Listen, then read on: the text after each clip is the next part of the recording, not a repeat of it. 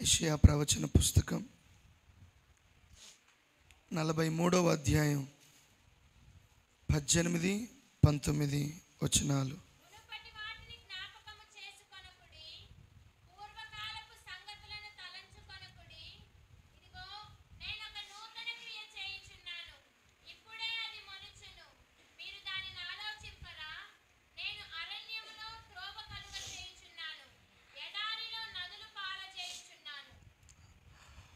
Bible గ్రంథం మాట్లాడుతుంది, మునుపటి వాటిని జ్ఞాపకం చేసుకోవద్దు. పూర్వకాలంలో జరిగిన ఆ సంభవాలను తలంచవద్దు. మునుపు ఏవేవి జరిగాయో నీ గుండెకు బాధను కలిగించేవి, నీ హృదయాన్ని ఆయాసపరిచేవి, ఆ కష్టాలు, కన్నీళ్ళు, వేదనలు, బాధలు, వైపరీత్యాలు, విపరీతాలు, విషాదాలు, తలెత్తిన ప్రతి విధమైన సంఘటనలు, సందర్భాలు జ్ఞాపకం చేసుకోవద్దు. మునుపు ఎన్నైనా జరిగి ఉండవచ్చు నీ జీవితంలో, అయితే వాటి వేటిని నువ్వు జ్ఞాపకం చేసుకోవద్దు.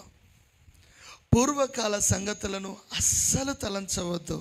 దేవుని వాక్యం మాట్లాడుతుంది, నువ్వు వేటిని తలంచవద్దు. దేవుడు ఒక మాట చెప్తున్నాడు అని అంటే దానిలో మనం గమనించవలసిన విషయం ఎంతైనా ఉంది. ఒకే తాత్పర్యాన్ని ఇవ్వగలిగిన మాట పదే పదే చెప్తున్నాడంటే మనం ఈ విషయంలో ఆగి కొంచెం శ్రద్ధ నిలపాలి. వాక్యం మాట్లాడుతుంది, మునుపు జరిగినవి ఏవైనా హృదయానికి ప్రియమైన వారిని నువ్వు కోల్పోయి ఉండవచ్చు, అప్పుల పాలై ఉండవచ్చు, స్థలాలు పొలాలు కోల్పోయి ఉండవచ్చు, ఆధ్యాత్మికమైన స్థితిలో హీన దశలో పడిపోయి ఉండవచ్చు, ప్రార్థనాత్మను కోల్పోయి ఉండవచ్చు. అవి ఏవైనా నువ్వేవి జ్ఞాపకం చేసుకోవద్దు. పూర్వకాలంలో జరిగిన ఏ సంగతులు కూడా నువ్వు తలంచవద్దు. ఒకే చోట ఒకే తాత్పర్యాన్ని ఇవ్వగలిగిన మాట దేవుడు 2 సార్లు మాట్లాడాడు. మనం ఈ విషయాన్ని ఒక్కసారి ఆలోచన చేయాలి. కొన్నిసార్లు కొన్ని విషయాలు మనం ఎంత జ్ఞాపకం చేసుకోవాలని అనుకున్నా మన జ్ఞాపకం చేసుకోలేం, గుర్తుపెట్టుకోలేం. కొన్ని విషయాలు ఎంత మర్చిపోవాలన్నా మనం మరవలేం. మనుషులం కదా, బలహీనులం. అయితే వాక్యం మాట్లాడుతుంది, మునుపు జరిగిన విషయాలు, మునుపు జరిగిన సంఘటనలు నువ్వు జ్ఞాపకం చేసుకోవద్దు. పూర్వకాలం జరిగిన ఏ పరిస్థితులు కూడా నువ్వు తలంచవద్దు. ఎందుకు ఈ మాట చెప్తున్నాడు అని అంటే, ఇదిగో ఇటు చూడు, ఇదిగో అని ఎప్పుడంటాం? అటు ఇటు చూస్తున్నప్పుడు, చూడాల్సిన వ్యక్తి వైపు చూడకుండా, మాట్లాడుతున్న ఆయన వైపు చూడకుండా బిత్తర చూపులు చూస్తున్నప్పుడు నిన్నే ఇదిగో అని పిలుస్తా. అదే సందర్భం ఇక్కడ వ్రాయబడి ఉంది. ఇదిగో ఒక అలారం కాల్ అన్నప్పుడు అందరూ ఆయన వైపు చూస్తూ ఉండగా ఆయన మాట్లాడుతున్నాడు, నేను ఒక నూతనమైన కార్యాన్ని చేయబోతున్నాను, దేవునికి మహిమ కలుగునుగాక. హల్లెలూయా. మునుపు వాటినే తలంచుకుంటూ ఇంకా నువ్వు గుండెను బరువెక్కించుకుంటున్నావు. మునుపు వాటినే తలంచుకుంటూ ప్రస్తుతాన్ని వదిలేస్తున్నావు, భవిష్యత్తుని మర్చిపోతున్నావు, గతంలోనే బ్రతుకుతున్నావు.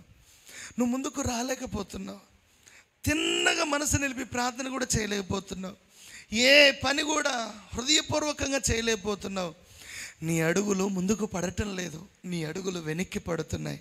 ప్రియులారా, యేసయ్య మనల్ని ఎంత ప్రేమిస్తున్నాడంటే, నువ్వెవరైనా నీ స్థితి ఎంత దారుణమైనదైనా, ఎంత దయనీయమైనదైనా, ఇదిగో నేను ఒక నూతనమైన కార్యాన్ని చేయబోతున్నాను. ప్లీజ్ దయచేసి గతాన్ని మర్చిపో, మునుపు వాటిని మర్చిపో, పూర్వకాలంలో జరిగిన అవి ఏవైనా మర్చిపో. పూర్వం అన్నప్పుడు, మునుపు అన్నప్పుడు ఈ క్షణం కంటే ముందు జరిగినది, ఆ క్షణం ఏదైనా అది గతంతోనే సమానం. అది ఏదైనా నువ్వు మర్చిపో. నేను ఇప్పుడు నూతనమైన కార్యాన్ని చేయబోతున్నాను. యేసయ్యకి ఒకసారి స్తోత్రాలు చెప్తారా? మనసారా చూద్దామా?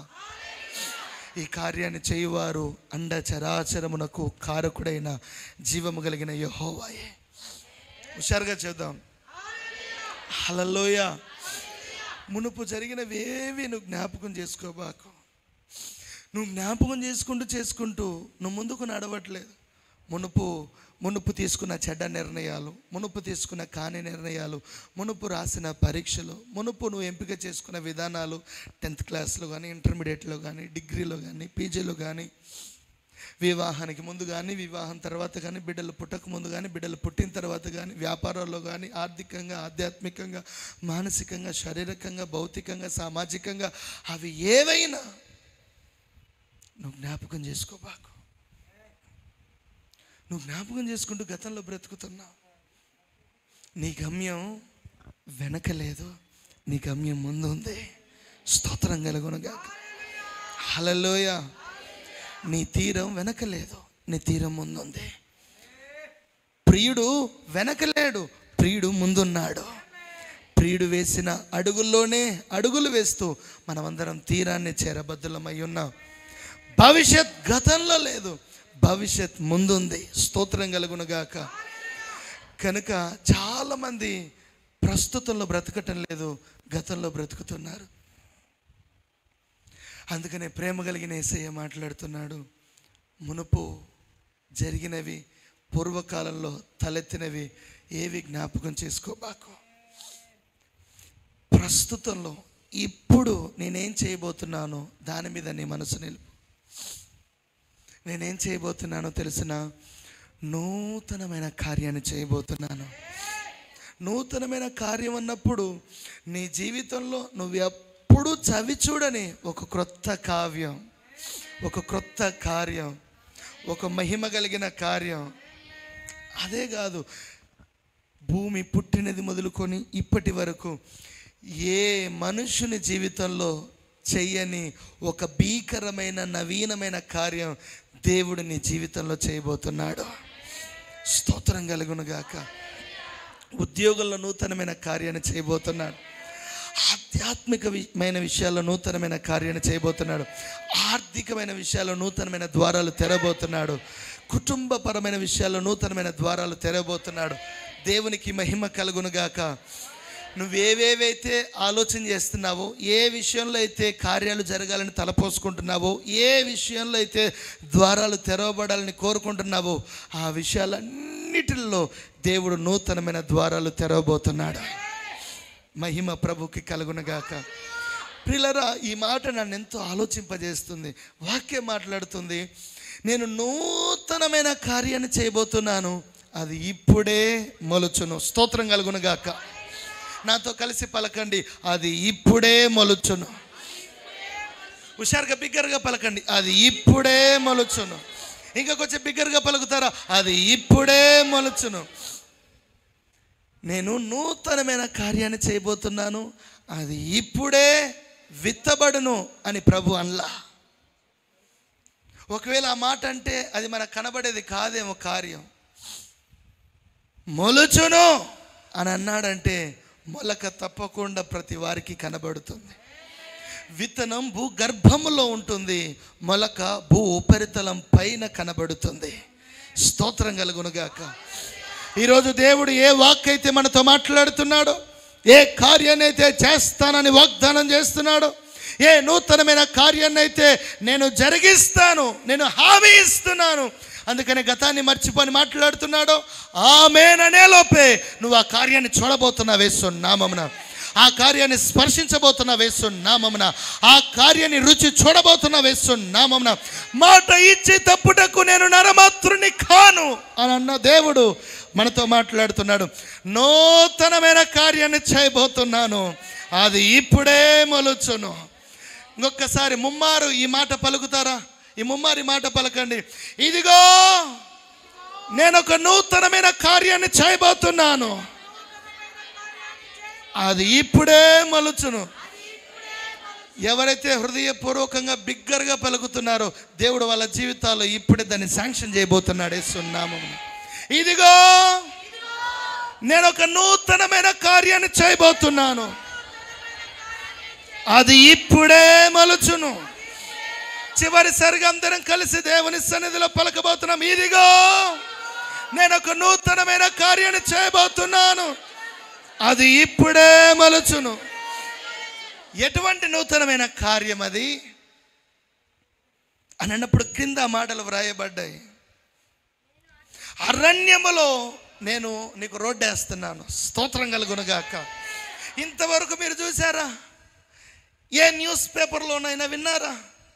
ఎడారిలో రోడ్డు వేసిన అనుభవాలు, దాఖలాలు ఎవరు వేయలేరు. అది వాళ్ళ వల్ల కాదు. వేసినా కూడా అది నిలబడదు, కిందికి వెళ్ళిపోతుంది.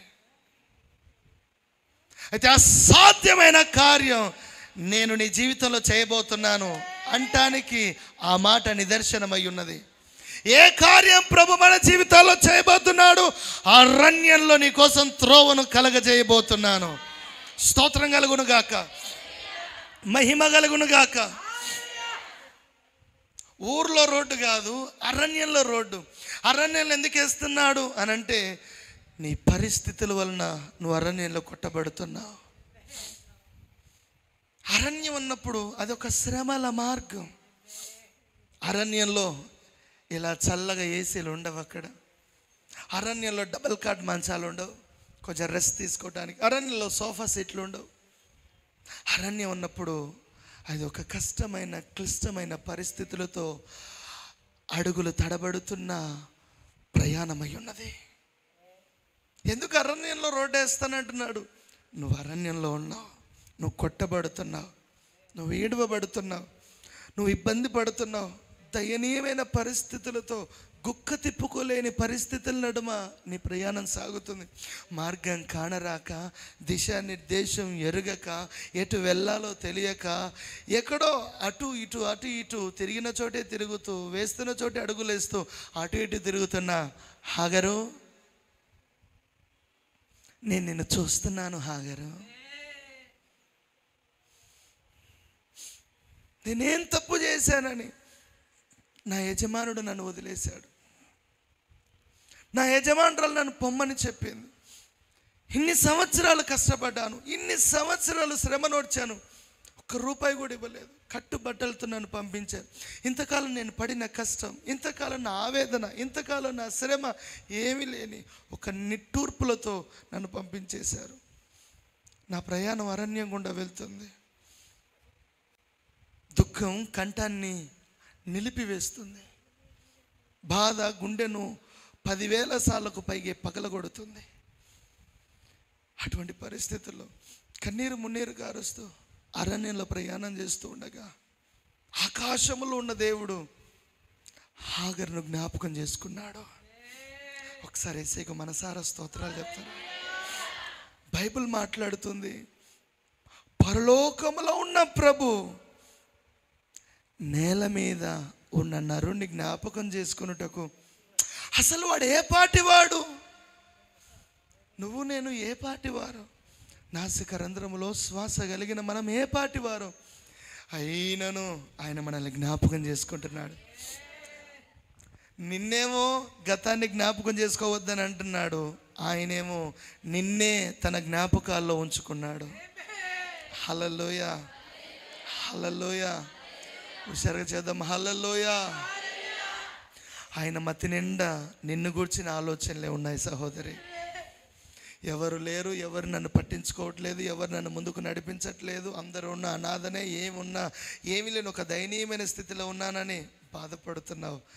పరలోకంలో ఉన్నప్పటికీ నిన్ను గూర్చిన ఆలోచనలే ఆయన మతిని కాలుస్తున్నాయి. వాక్యం మాట్లాడుతుంది, అరణ్య ప్రయాణంలో ఉన్న హాగరుతో దేవుడు మాట్లాడుతున్నాడు. నేను నిన్ను చూస్తున్నాను. దేవుడు హాగరును చూసినట్లే ఆయన నిన్ను చూస్తున్నాడు. ఆయన నిన్ను చూస్తున్నాడు. ఆమేన్, హల్లెలూయా, హల్లెలూయా. హాగరును చూచిన దేవుడు, హాగరు కూడా దేవుని చూచినట్లు పరమండలములో ఉన్న ప్రభు అరణ్య మండలంలోనికి దిగి వచ్చాడు. అవి మాట్లాడుతూ ఇలా అనింది, నన్ను చూసిన దేవుణ్ణి నేను ఇక్కడ చూశాను. స్తోత్రం కలుగునుగాక. అందుకనే ఆమె అక్కడ పేరు పెట్టింది, ఎల్రోయి అని పేరు పెట్టింది. స్తోత్రం కలుగునుగాక. హల్లెలూయా. ఎటు వెళ్ళాలో తెలియక, ఏం చేయాలో అర్థం కాక అరణ్యవాసి అయి తిరుగుతూ ఉండగా దేవుడు అరణ్య ప్రయాణంలో ఆమెకు త్రోవను కలగజేశాడు. నేను చెప్తున్నాను, నువ్వు వెళ్ళు, తిరిగి అబ్రాహాము దగ్గరికి వెళ్ళు అని దేవుడు రోడ్డు వేశాడు. అక్కడ స్తోత్రం కలుగునుగాక, దేవునికి సదా మహిమ కలుగునుగాక. దేవుడు నీ జీవితంలో నూతనమైన కార్యాన్ని చేయబోతున్నాడు. అది ఇప్పుడే మొలవబోతుంది. ఎటువంటి కార్యం అది అన్నప్పుడు, అసాధ్యమైన కార్యాన్ని దేవుడు నీ జీవితంలో చేయబోతున్నాడు. మానవులకు అసాధ్యమైన కార్యాన్ని దేవుడు నీ జీవితంలో మొలిపింప చేయబోతున్నాడు. హల్లెలూయా, హల్లెలూయా. రెండో మాట మాట్లాడుతుంది, ఎడారుల్లో నదులను పారచేయబోతున్నాను. ఎడారుల్లో ఎక్కడ నదులు పారవు, ఊటలు పుట్టవు. అయితే వాక్యం మాట్లాడుతుంది, పుట్టవు పారవు, అయినను నేను కలగజేయబోతున్నాను, నేను పారజేయబోతున్నాను, నేను ప్రవహింపచేయబోతున్నాను. హుషారుగా చెప్పాలి దైవ ప్రజలు. హల్లెలూయా, హల్లెలూయా. రెండోసారి మళ్ళీ వాళ్ళు పంపించేశారు. రెండోసారి మరల ప్రయాణం కట్టింది హాగరు. మునుపు ప్రయాణం కట్టినప్పుడు ఒంటరిగా ప్రయాణం కట్టింది, ఇప్పుడు బిడ్డతో ప్రయాణం కట్టింది. నీళ్ళ తిత్తి ఖాళీ అయిపోయింది. దాహం దాహం అని ఏడుస్తున్నాడు ఇస్సాకు. నాలుక అంకిటికి అంటుకుపోతుంది. వాని ఏడుపును చూడలేక కొంచెం దూరం వెళ్ళి గగ్గోలు పెట్టి ఆకాశం వైపు తలెత్తి ఏడుస్తుంది. అయితే వాక్యం మాట్లాడుతుంది, దేవుడు అక్కడ ఊటను తెరిచాడు. స్తోత్రం కలుగునుగాక, హల్లెలూయా. నీ బిడ్డల కొరకు దేవుడు ఊటలు తెరవబోతున్నాడు. నీ కుటుంబం కొరకు దేవుడు ఊటలు తెరవబోతున్నాడు. నదులు పారింప చేయబోతున్నాడు.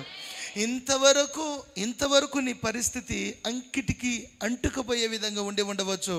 ఈరోజు నువ్వు తనివి తీర దాహాన్ని తీర్చుకొనబోతున్నావు. నదులు పారబోతున్నాయి. నరుల ముందే నీ జీవితంలో నదులు పారబోతున్నాయి. యేసుని నామమున దేవుడు అసాధ్యమైన కార్యాన్ని మన జీవితాల్లో ఇప్పుడు చేయబోతున్నాడు. నమ్మిన వారు హుషారుగా చెప్తారా స్తోత్రం. మునుపటి వాటిని జ్ఞాపకం చేసుకోవద్దు, ఎందుకంటే నేను నూతనమైన కార్యాన్ని చేయబోతున్నాను. అది ఎలా ఉంటుందంటే, అరణ్యంలో నీకు త్రోవను కలగజేయబోతున్నాను. పూర్వకాల సంగతులను తలంచవద్దు, ఎందుకంటే నేను నీ కొరకు నూతనమైన కార్యాన్ని చేయబోతున్నాను. అది ఎలా ఉండబోతుందంటే, ఎడారుల్లో నదులు పారజేసే ఆ విధంగా ఉంటుంది. స్తోత్రం కలుగునుగాక, హల్లెలూయా. ప్రియులరా, మన దేవుడు నేటికి సజీవుడై ఉన్నాడు. హాగరు దేవుడు మన దేవుడై ఉన్నాడు. హాగరు కుటుంబమునకు దేవుడు చేసిన మేలులు ఇంత అంత కాదు, అదే కార్యాలు మన జీవితాల్లో చేయబోతున్నాడు. ఇదిగో నేను ఒక నూతనమైన కార్యాన్ని చేయబోతున్నాను, అది ఇప్పుడే మలుచును.